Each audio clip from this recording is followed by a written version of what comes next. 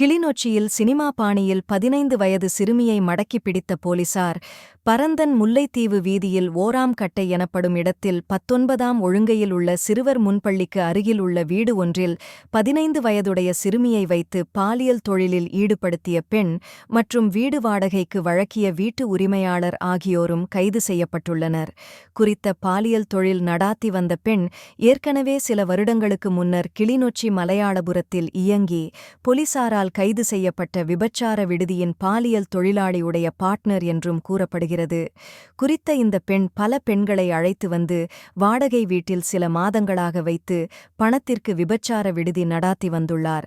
அதற்கு உரிய டீலர் ஒருவரும் குறித்த பகுதியில் இருந்துள்ளார். இது குறித்து போலீசார் கண்டுகொள்ளாத நிலைமை தொடர்ந்துள்ளது எனவும் கூறப்படுகின்றது. எனவே குறித்த விடயம் தொடர்பாக போலீஸ் மேலிடத்திற்கு கிடைத்த தகவலின் அடிப்படையில் குறித்த பாலியல் தொழில் செய்யும் பெண்ணிடம் தொடர்பு கொண்டபோது 15 வயது சிறுமி உள்ளார் 10,000 ரூபா, 20 வயது பெண் உள்ளார் 7,000 ரூபா என்று பேரம் பேசியுள்ளார். எனவே குறித்த போலீசார் பேரம் பேசிய தங்கைக்கு ஒப்புக்கொண்டு உரிய இடத்திற்கு சென்று பணத்தை வழங்கியபோது 15 வயது சிறுமியை அறைக்குள் அழைத்து செல்வதற்கு குறித்த பாலியல் தொழிலாளி பெண் அனுமதித்துள்ளார். அந்த நேரம் ஏனையா போலீசார் சுற்றி வளைத்து சம்பந்தப்பட்ட எல்லோரையும் கைது செய்துள்ளனர்.